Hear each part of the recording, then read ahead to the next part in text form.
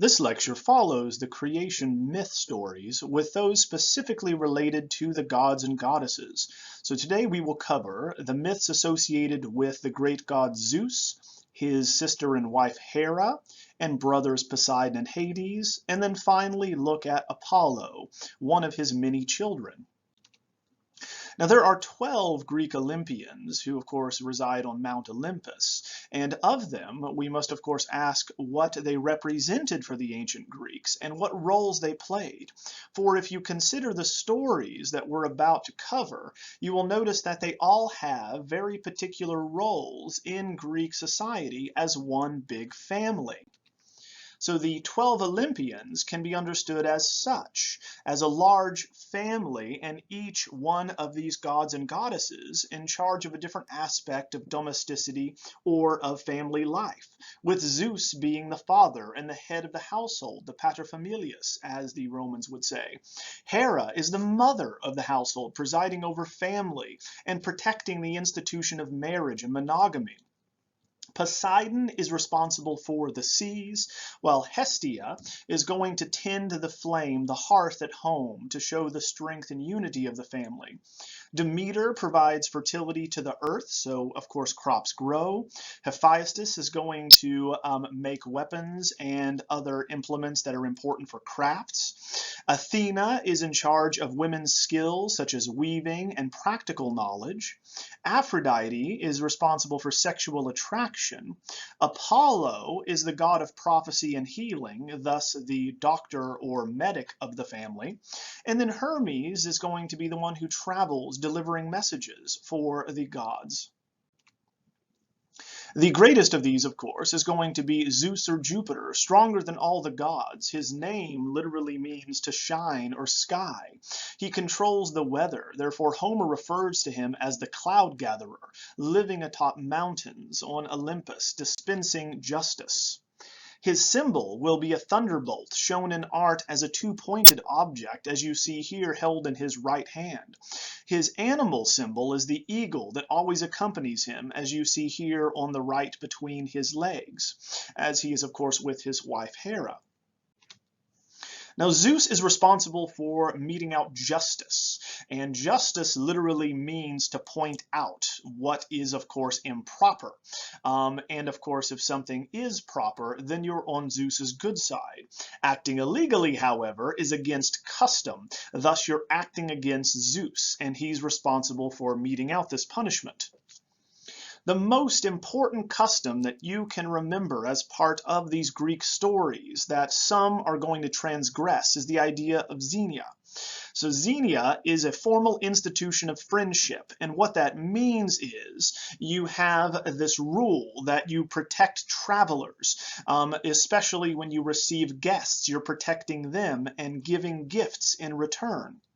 So in this, it is expected that one must abide by these rules. A guest in your house is not to be harmed. You do not harm people that are traveling from one location to the next. If you do, as seen here, you'd be put on a breaking wheel and or tormented like Prometheus was. Because of xenia, this states that hosts cannot kill or rob their guests, and you of course cannot rob or seduce a host's wife. Of course, this is why Paris will bring about Zeus's wrath and the ultimate destruction of Troy when he takes the wife of the Spartan king, Helen. Now, Zeus's exploits are numerous, around 115 that can be found in Greek and Roman myth, and they are often connected to the growth of crops. Thus, his fertility in impregnating mortal women, goddesses, and titans, and or allegories, is going to be related to the growth of things in nature. We know of all of these conquests because of a story in the Iliad, where Hera will seduce her husband Zeus with a magical belt of Aphrodite, seen here, that ties underneath the breasts to lift them up. So you find that Aphrodite gave this to Hera and will be punished for it in a later myth. As they're sitting on top of Mount Ida watching the Trojan War, she comes to him and seduces him. He is overcome with desire, so much so that he begins listing all of his conquests in order to seduce his own wife. A very interesting turn here, that she is using her sexual appeal to have him admit that he cheated on her. So he lists off all of the most famous conquests, including Danae, Europa, Semele, Alcmene, and Demeter. When he discovers that he'd been tricked, he vows that he will never again work against him as a sexy hoax to deceive him. And so we find that this is a very interesting story that then is used to tell us about all of these various conquests and then the progeny that comes from them. So the affairs of Zeus is going to be with goddesses. So in this way, we can understand that the Greeks' male sky god is overcoming the indigenous mother goddess of the peoples that they conquer or come in contact with. Thus, there are allegories illuminating Zeus's nature, many of them not meant to be taken literally because he will produce things that are of consequence to nature, such as the seasons, fate, etc. So Zeus is going to have affairs with multiple goddesses, titans, and allegories. We'll talk about each one of them here, from Metis all the way to Leto. And from them comes very important parts of nature, such as the seasons, the fates, graces, muses, etc. So Zeus is first going to marry and then ingest his wife Metis, literally meaning cleverness, as we discussed. Thus his reign will be forceful and intelligent, we are told. His second consort is going to be that of the Titaness Themis, who produces the laws of nature, the three Horai, or seasons, and the three Morii, or fates. Each one of these very important for understanding life and death as we know it, and the rotation of the various seasons from fall to summer. The Morii sisters, or the Fates, are very popular in Greek myth and in popular culture today. They are representational of implacable destiny, as they are children of the night, and are the ones that decide when we will die, how long we will live, as they're shown as three old women spinning threads of destiny. You have three of them, and each plays a part in destiny.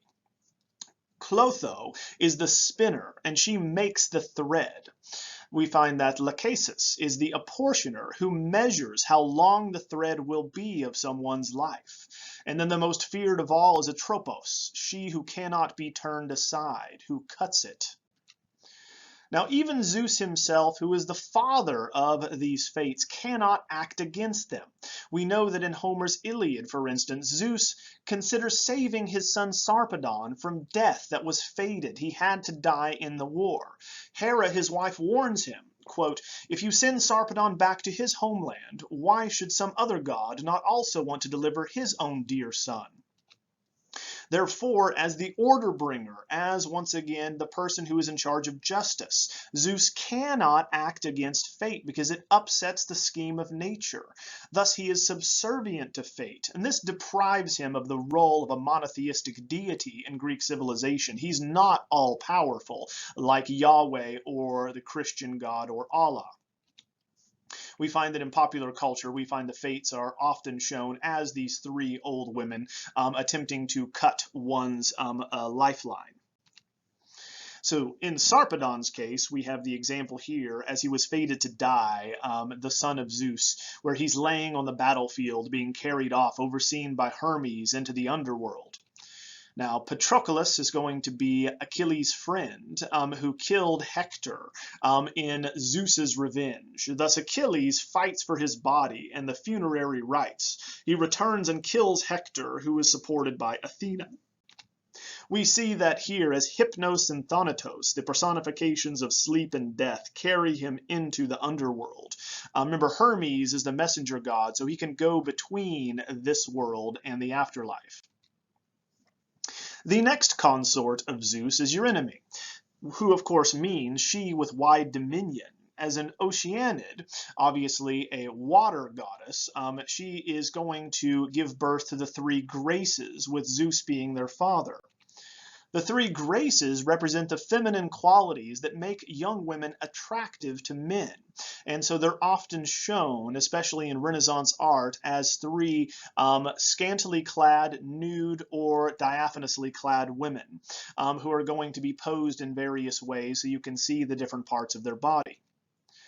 They become related, however, to fecundity or fertility, the ability to give birth to children, as seen here with Peter Paul Rubens' rather robust women in the Three Graces. They are often shown with Aphrodite, the goddess of love and desire, for once again she bestows desire upon them. As can be seen here in Botticelli's Primavera, they dance off to the left in see-through garments because they are maidens not yet married. You see, the Cupid above is firing an arrow at them, for we will fall in love with them. They are imbued with this type of sensuous desire. Zeus will also consort with mnemosyne, or memory, to give birth to the Muses, in each tradition either 3 or 9. The Muses are an allegory for poets such as Homer and Hesiod, as they memorize stories' patterns, and they are responsible for inspiring creativity. We see them in art and various types of popular culture today, inspiring either music, poetry, arts, theater, and the like. The first 4 partners of Zeus are all allegorical, producing things that are abstract, like creativity or fate. We find the 5th consort is a Titaness, an Oceanid. Dione is actually the feminine form of Zeus's own name, his original consort that in later myth is replaced by Hera, who is the mother of Aphrodite in one of these traditions. Now, aside from goddesses and titans in these allegories, Zeus has many affairs with mortal women, producing demigods. Of them, we have the famous examples of Danae and Leto, where you have heroes such as Perseus that are going to be born.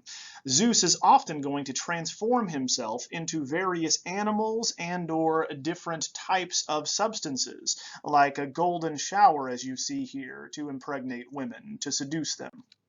So we find that Zeus, who will, of course, come to Danae locked in a dungeon, is going to produce Perseus, who leads to the death of Danae's father, which is why she was locked away to begin with. When Zeus, of course, is going to seduce Leda, we find that she is the queen of Sparta and a very beautiful woman. He transforms himself into a swan, and thus, of course, she is going to lay eggs, producing Helen of Troy. The myth of Leda and the Swan is very popular in art, and we find that many erotic artworks were produced regarding it and about it, such as Correggio's Leda and the Swan that we have here. Here we find that the artists are going to find it very interesting to consider this act of bestiality in one of the more delicate animals that Zeus decides to transform himself into.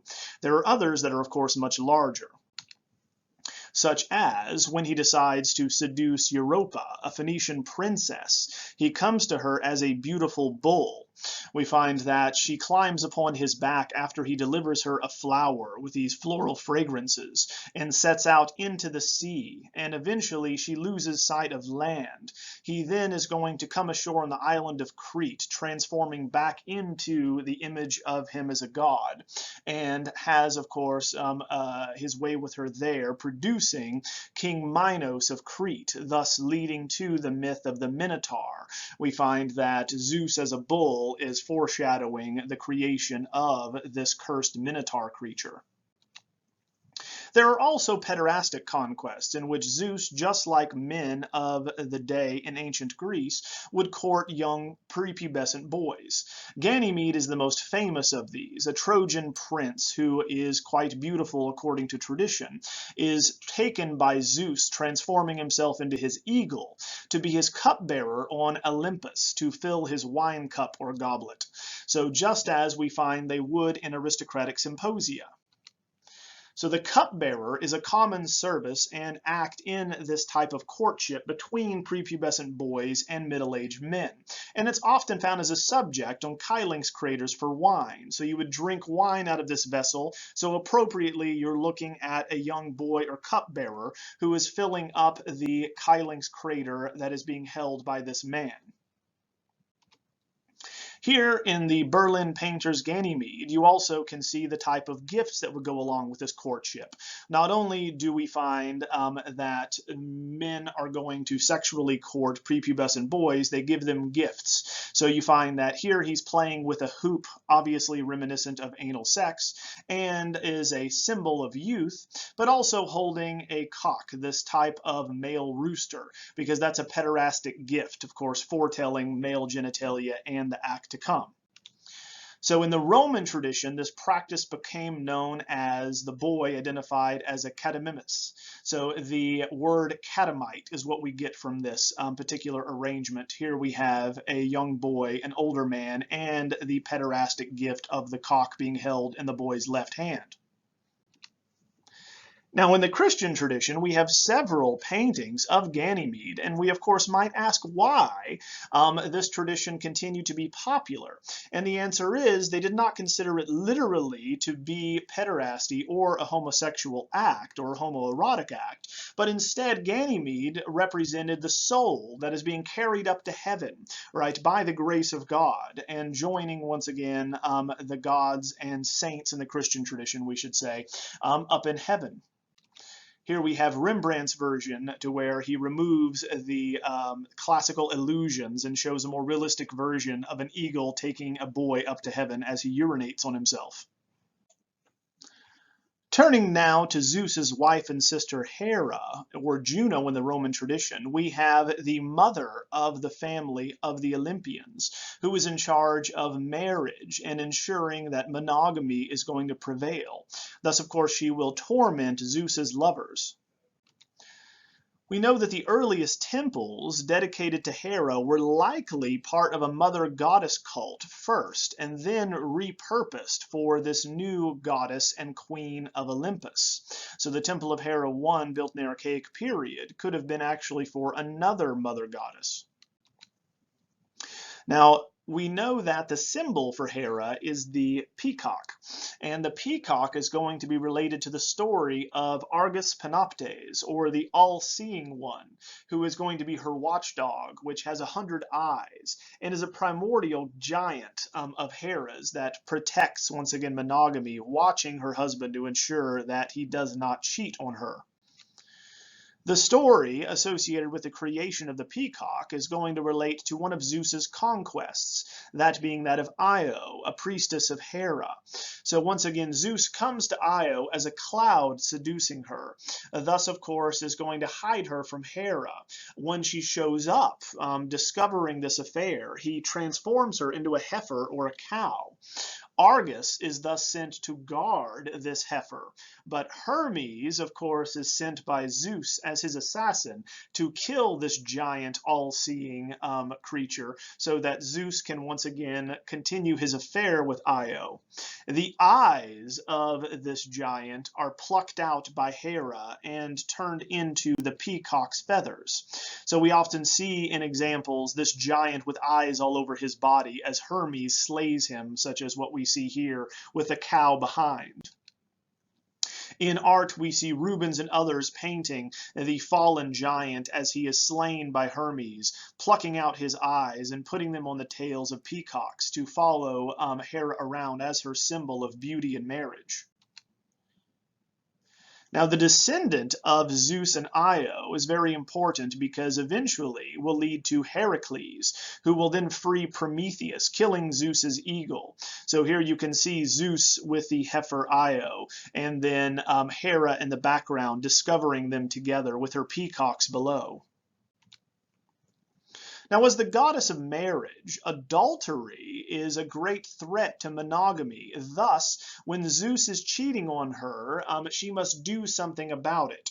Because in Greek society, if you are going to have adulterous relationships and other children born out of wedlock, then they have the opportunity to challenge the right of inheritance. So it prohibits the orderly inheritance of property and rank, and is going to wreak havoc, right, on the civilization and how it is set up, passed down to children born from a marriage. Because of this, we find Hera is going to vindictively persecute Zeus's consorts, such as in the case of the heifer that Io is turned into. She has a gadfly biting her relentlessly as she wanders about the earth. Now, what is strange is even though Hera is in charge of marriage, she only has 3 children of her own. Aletheia is the midwife goddess who helps, of course, makes perfect sense, bring children into the world, and this is what marriage is for, so it's appropriate for Hera. And then you have Hebe. This is an abstract youth goddess that will become the wife of Heracles when he ascends to Mount Olympus in his apotheosis. And a third child. The third child is Ares or Mars, who of course is the son of Zeus and Hera, who Zeus calls the most hated one. He is the despised god that none should worship because of course he represents bloodlust in battle. Only Aphrodite is going to prefer him. Another child of Zeus and Hera in one tradition is Hephaestus or Vulcan. In the other tradition, he is born asexually from Hera. Because she is upset, Zeus gives birth asexually to Athena out of his head. So Hera then in turn is going to give birth to this child. Now he's either born a cripple, thus Zeus tosses him out of Olympus and he lives down below, or Zeus is going to become enraged that Hera is producing him asexually and casts him out due to his deformity. Either way, he is the deformed god, often shown with a club foot. Now Gaia is going to give her granddaughter Hera the golden apples of the Hesperides that grew on a magical tree as a wedding gift. The serpent or dragon Ladon guards with the 3 daughters of Atlas these magical fruit because nymphs kept trying to eat it. So Ladon is going to be shown here as this dragon wrapped around the tree, much like the tree of knowledge in the Garden of Eden. And so here we can see the significance to Hera and her wedding gift. So this is going to become important as one of the myths associated with Hera, because these are her apples, and thus she protects them very carefully. So obviously one of the labors would be to retrieve these apples, and so Heracles is going to do so right before and as a part of his 11th labor. And so he must go to the ends of the earth to find these apples. We see this in art over and over. Turning now to Poseidon, the brother of Zeus, his older brother, Neptune in the Roman tradition, the god of the seas. He is the shaker of earth and is going to be one of the most popular gods shown in art with his trident. He's often shown with a chariot drawn by horses and is, of course, the god of sea monsters that are going to be with him, or his chariot is drawn by sea monsters or hippocamps. Here we find the marriage of Poseidon to Amphitrite, a beautiful Nereid that will become the queen of the sea. So we see him being drawn forth with his chariot with these seahorses with his trident. So the Nereid produced by Gaia and Pontus is Amphitrite. The son of Amphitrite and Poseidon will be Triton, who is a merman. Now we know that when he blows his conch shell, he can calm the seas. Therefore, he is important to sailors. Now we know that Poseidon also has other conquests like his brother Zeus, though not as many. So he does have a consort, a sea nymph named Thusa, who then is going to give birth to Polyphemus. Thus Poseidon is the father of the Cyclops who eats Odysseus's men and will curse them on their return home for blinding his son. The attribute of Poseidon is the trident, and this 3-pronged spear is going to produce water wherever it strikes, an important story associated with the foundation of Athens and the patron god chosen. Dedicated to several deities, the altars in the Erechtheion on the Acropolis in Athens are going to have altars variously to Poseidon and to Hephaestus. The altar to Poseidon makes sense because he is the god of the sea and the Athenians have a maritime empire. And the story goes that at its founding there was a contest for Athens to see who the primary god would be. In it, we find Poseidon will strike a rock with his trident, bringing forth water, while Athena is going to give olive trees. Thus, she strikes the ground and an olive tree comes up. Here we find that she gives the Athenians food and commerce, so she wins, giving her name to the city of Athens. Now, we also have other consorts of Poseidon, such as Medusa. So we find that Poseidon actually rapes the maiden Medusa in the temple of Athena. So Athena curses her to have the snakes for her hair and as a gorgon.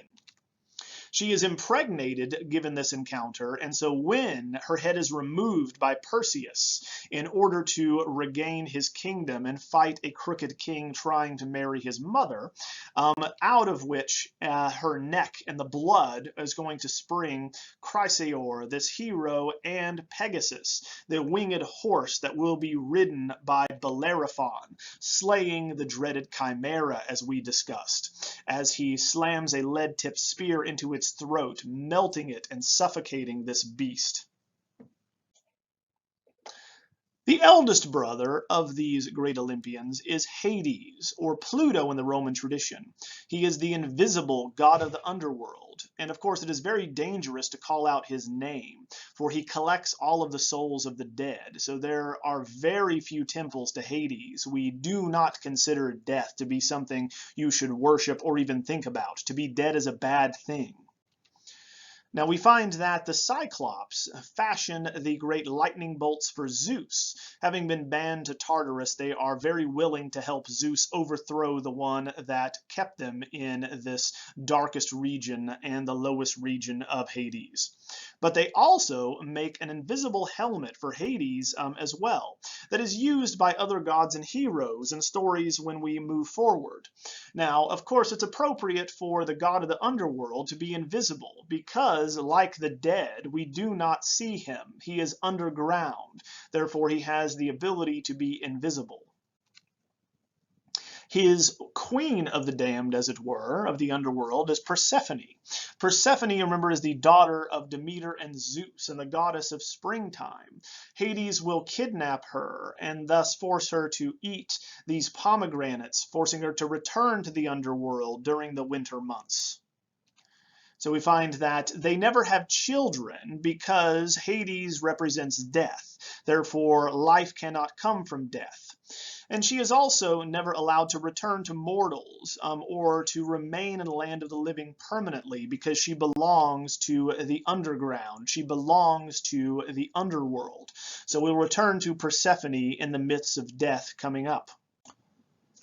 Turning now to a very important god that is the son of Zeus, we find Apollo plays a very central role in Greek religion and culture. Apollo is the god of light, but not necessarily the god of the sun as we would understand it.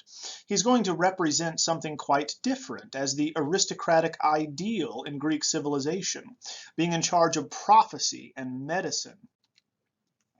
So in Greek culture, Apollo is representative of these males who are the top of the social ladder, who know poetry, music, art, and medicine.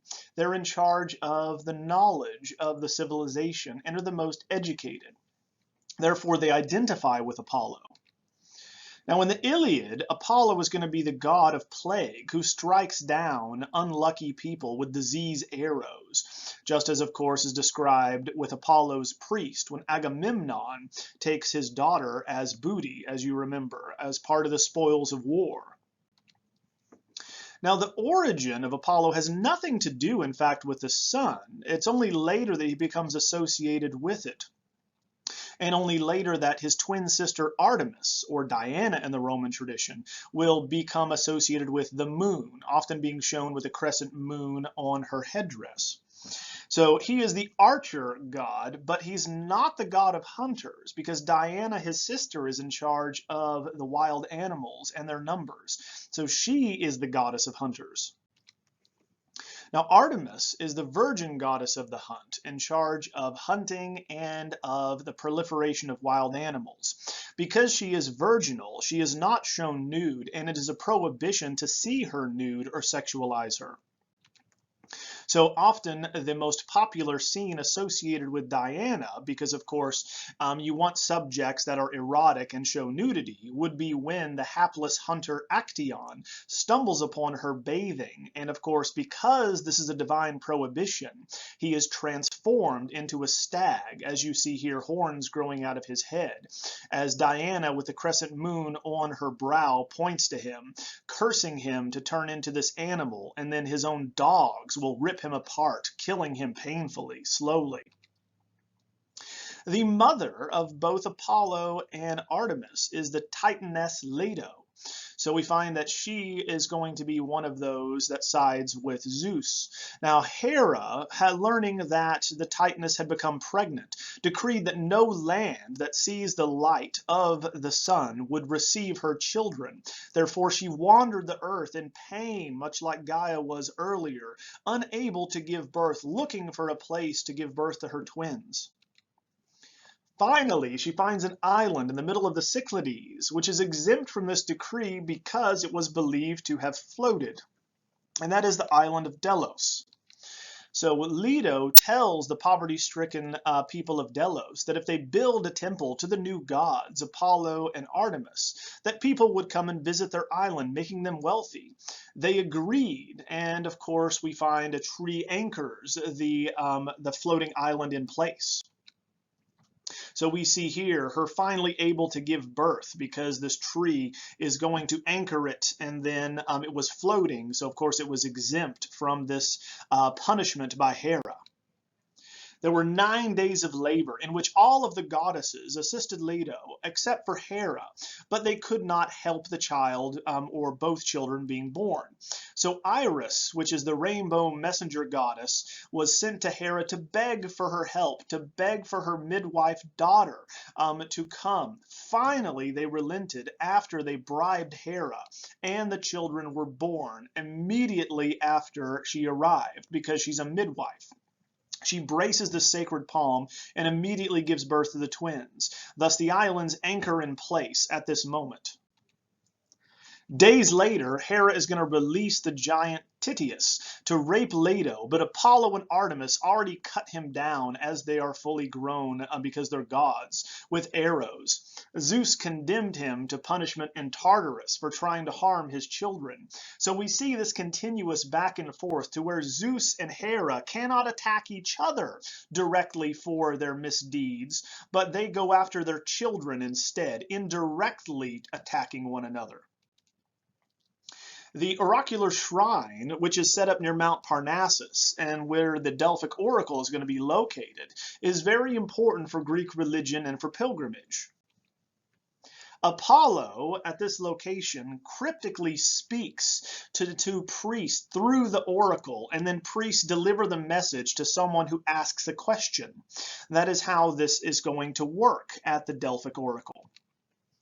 The sanctuary here has everything a general Greek city would have, including, of course, a stoa, an open area, a theater, a meeting place, a treasury, and most importantly, the temple of Apollo with the oracular shrine, or where the oracle is.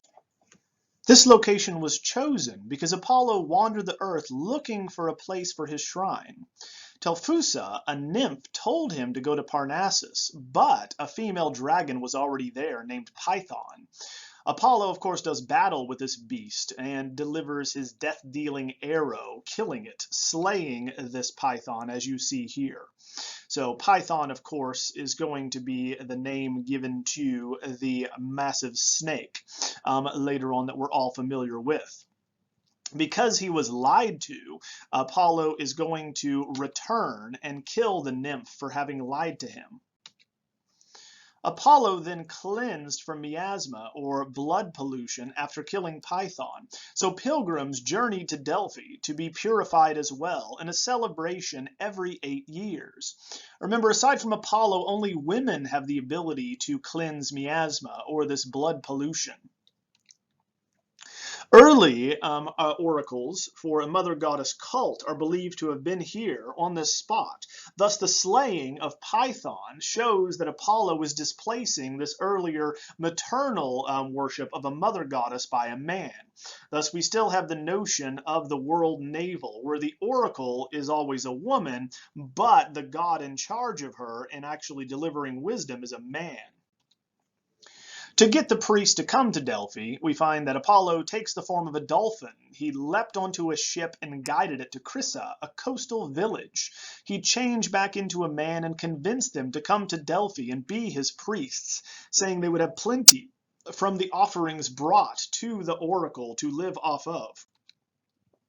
The Homeric hymn to Apollo establishes this oracular shrine in a pan-Hellenic religious center, meaning that it's not just important for Delphi or Delphians, it's important for all of those in Greek civilization to travel here. So the Delphic oracle is going to be a woman selected for each period from 800 BCE until 390 Common Era, when the last oracle died. It is the most important and famous oracle of all the ancient world and comes up in ancient myth over and over again. Heroes will come and ask for the blessings of an oracle, or to get, of course, direction on what to do. The oracles are thus called Pythia, after the dragon that Apollo was going to slay. So we still have this connection to a woman, this serpent that was killed by a man. And so we find the female version Pythia is kept to honor that dragon that is going to be here before the oracular shrine of Apollo was built. So Delphi, for the Greeks, marks the center of the world, and as tradition has it, Zeus sent out 2 eagles from each horizon to see exactly where the world's navel is, and they met in Delphi. Thus, it's a very important center. Every culture has a navel of the world. For Jews and Christians and Muslims, it often is found in Jerusalem. For the Romans, it is of course found in Rome, and so on. So here we have this notion that you send out 2 eagles to determine where the center of the world is. So the Pythia is a woman who has no formal training because she is a medium, a shaman.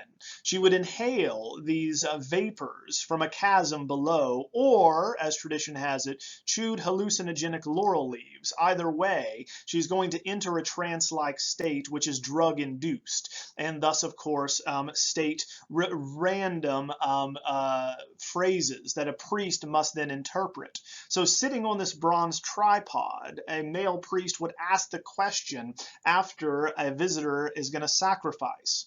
The Pythia then answers, but the priest recasts the answer because, of course, you're talking about a young girl who is high. So the priest makes it sound more official by recasting it in dialectic hexameters. So we find that this notion of the oracle comes up in popular culture, for instance, in the movie 300. So young women chosen to inhale these vapors to become intoxicated, to become, once again, in a trance-like state, and then state things randomly that are interpreted by the priests. So really, the priests have the power in this instance because they can say whatever they want and interpret it however they want. Now, most of these questions we should state that are asked by the Pythia are really yes or no questions. Should you marry someone? Am I the father of my wife's child? Should I go to war? All right, so the literary accounts are very ambiguous. Famously, we have Croesus, the king of Lydia, asks if he should attack the Persians. And the answer is as such. If you make war on the Persians, you will destroy a mighty empire. Now, does that mean the Persian Empire will fall or his own? They are very cryptic in how they are answered. And we find that the oracle comes to have a very broad ethical authority, and in the temple where she is carved two sayings that are very important for all of myth in the Greco-Roman period. One is know yourself, that is, know your limits, know who you are, know about your own limitations. And the next is nothing too much. Do not try to grasp something that is further than you are able. Do not act like a god. Do not move above your rank. Do not attempt to do something that is beyond you. That is, of course, a divine prohibition, or is going to violate the notion of justice or xenia. So this recurring theme is going to have to do with these two statements, these wonderful ethical statements on how to live. That is, men lose sight of human limitations and they act arrogantly as if they're immortal, and thus they are punished terribly, usually with some type of horrific death. Turning to the consorts or loves of Apollo, we have a very interesting turn of events, for we find that, unlike his other counterparts before him, like Zeus or Poseidon, we find that Apollo is very unlucky in love, which is interesting because he represents the very men who are writing these myths. So, for instance, in the Metamorphosis by Ovid, we find that Cassandra, the daughter of Priam, the king of Troy, is going to demand from Apollo the gift of prophecy. And so, in return, she promises sexual favors. She, of course, reneges on this agreement and refuses to sleep with him. So Apollo doesn't take back the gift. On the other hand, he does something quite poetic. He ensures that she will always speak the truth of prophecy, but no one will ever believe her. Thus she prophesies the fall of Troy, but no one listens. So we find that in this example, they find her in the temple clutching a statue of, once again, Athena, and she is taken by Agamemnon back to Greece as war booty. So we find that Clytemnestra is going to butcher both of them, and of course this is the end of the story of the prophetess that spurns Apollo's advances, Cassandra. Now, the writings of, once again, the Cumean Sibyl are preserved on the Capitol Hill. Thus, she symbolizes the age and strength of the church, being seen on the Sistine Chapel's ceiling. But how did she get old?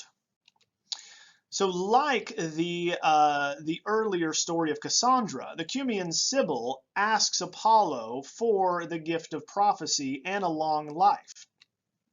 So she is loved by Apollo, and he promises her as many years as grains of sand she could hold in her hand.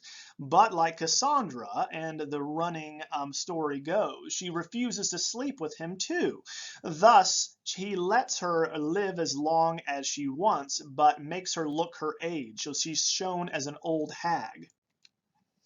Like Tithonus, Eos's lover, or Dawn, he shrivels up, so she shrivels up like a cicada. Thus she shows her age, even though she can live for many eons. Another one of the loves of Apollo where he is spurned is that of Daphne. So we know that Apollo is going to insult Eros for playing with his arrows. So we find that Eros shoots a lead arrow at Daphne, thus a lead arrow means you will never fall in love with the next person you see, and shoots a golden arrow at Apollo, which makes you fall in love with the next person you see.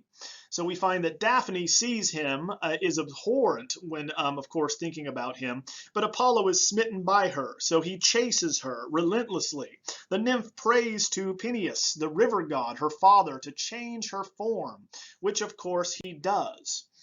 So here we find that Bernini's Apollo and Daphne is the most famous version, based on the Apollo Belvedere in the Vatican Museum, where he's going to be outstretching his arm with laurel leaves on his head as he grasps at Daphne, who is transforming into a tree.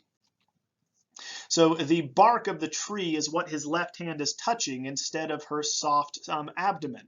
So we find that she, of course, is sprouting branches from her fingers and roots from her toes. And so here we find that her prayer is answered, and it's just not what she had intended. Something, of course, we'll see over and over again, which is be careful what you wish for. So here we have the moment of transformation when she becomes this tree to escape Apollo's lust. So this explains why laurels are associated with Apollo and his sacred plant. Thus, the poet laureate is something that is given to someone who wins this award. Daphne actually means laurel from the ancient Greek. So this is the ideological explanation as to why we have laurel trees and why we associate them with learning and music and literature in Apollo. So he is the god of letters, music, and the arts. So we have the poet laureate and Nobel laureate are identified with the laurel leaf on their head. This comes from Apollo. So in the realm of flora, we also can see the other loves of Apollo. Just like Zeus, he has pederastic loves, one of them being hyacinth. Hyacinth, of course, is going to be a flower. So this is the ideological explanation of how hyacinth flowers come about. One day, while practicing the discus with his pederastic conquest, like any good aristocrat, a gust of wind caught it and hit his lover Hyacinth in the head, killing him. Out of which the hyacinth flower, which is white, splashed with these blood spatter stains of red, flow out of the wound. Thus, of course, he mourns his lover, accidentally killing him, but a beautiful flower comes out of it. Here we find in the painting by Poussin, the young boy with a head wound and flowers spilling out instead of blood or brain matter. Apollo is the god of healing, and of course the origin of Greek healing comes from the notion that divine forces can of course heal you. So it makes perfect sense that Apollo is going to mate with Coronis, a mortal woman, to give us Asclepius, the god of healing, who holds a staff with a snake around it. While pregnant, Coronis is going to sleep with a mortal man, thus cheating on Apollo, continuing this tradition that he is unlucky in love. Iscus. And so a crow witnesses this, who reports it to Apollo. Apollo is so angry that he shoots Coronis, but immediately regrets it after loosing the arrow and helps deliver the child, Aeschylus. Apollo then takes Asclepius to Chiron the centaur, who is a tutor of heroes, and has him taught the art of medicine. He will become the greatest doctor who ever lived. He even raises the dead.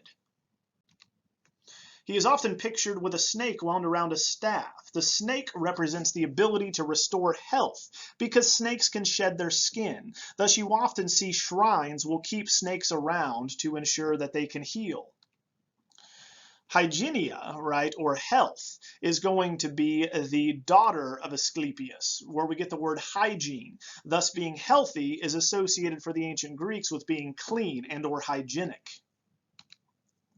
Now, the staff of Hermes, we need to differentiate, is going to be this caduceus, right, which is going to have two snakes with wings. The rod of Asclepius, his son, has one snake and is a stick. So here we have both of them shown together to differentiate them. So we find the Asclepian staff is still used worldwide as the symbol for medicine. It's only in the military in the United States that the Hermes and his caduceus is linked to alchemy, is what's still used. So we're actually using the wrong symbol for health and healing if you want to understand it as such.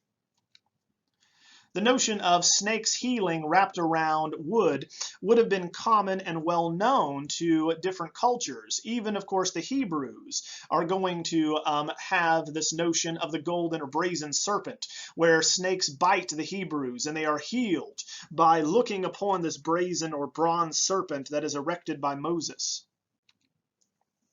So being the god of music and art, Apollo is the aristocratic ideal.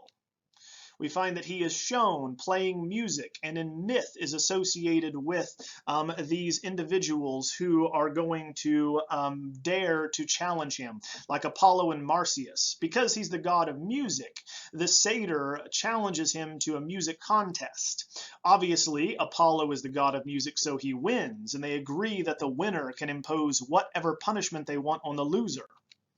So once Apollo wins, he fillets or skins alive the satyr Marsyas. We see this over and over again, and the moral of the story is, of course, nothing too much. He challenged a god, and he suffered the consequences. This is very popular, especially with Christians, who see this as an allegory of knowing one's place and an argument against pride or hubris. So again, knowing yourself, you are a satyr, you are not a god, you should not challenge the gods, and nothing too much, do not overreach yourself. Very important things to consider. So Apollo is a shaman in this pre-literate society is what he represents. He controls these invisible dangerous forces of nature as a medicine man and a healer. He can leave his body behind in a trance to gain knowledge of the future. So we find that he guards against barbarism. He often is shown holding a centaur. Thus he's the Greek aristocratic ideal of vigorous manhood. The next class we will continue by looking at Hermes, Pan, Hephaestus, and Ares and the myths associated with them.